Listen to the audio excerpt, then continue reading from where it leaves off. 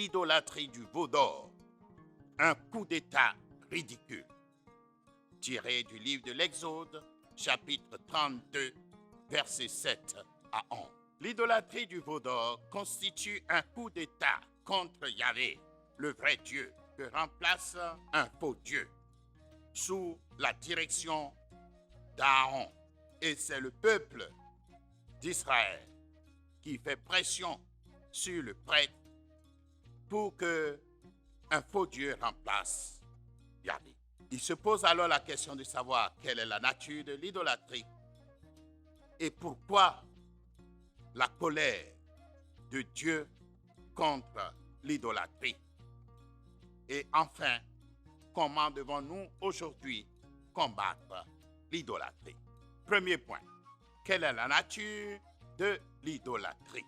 L'idolâtrie est la corruption de la vraie religion, du vrai mariage. Dans le livre de l'Exode, il est écrit, où le Seigneur dit à Moïse, « Ton peuple s'est corrompu », verset 7. C'est-à-dire, ton peuple s'est gâté. En effet, l'idolâtrie est une déviation, une violation de la loi de Dieu, particulièrement du premier commandement de Dieu.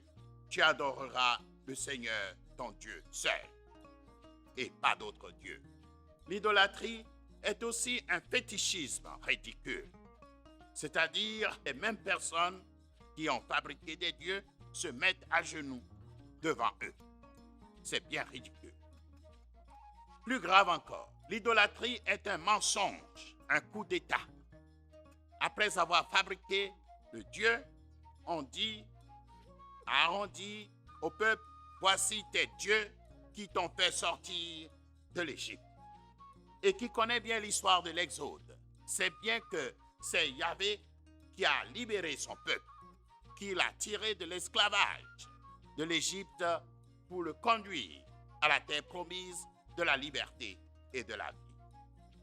En ce sens donc, l'idolâtrie est une contrefaçon, une contre-vérité.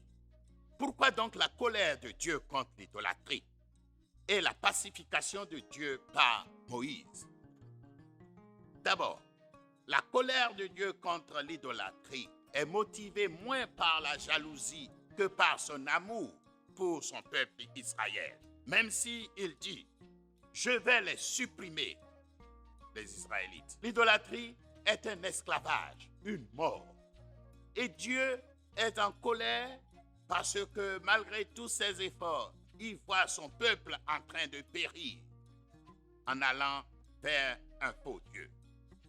Quant à la pacification de Dieu par Moïse, celui-ci utilise deux arguments, celui de la délivrance et celui de la moquerie des nations, des peuples contre Dieu. Comment est-ce que Dieu qui a libéré son peuple peut-il le supprimer? Doit-il permettre aux nations de dire, il les a fait sortir non pas par amour, mais pour les faire périr?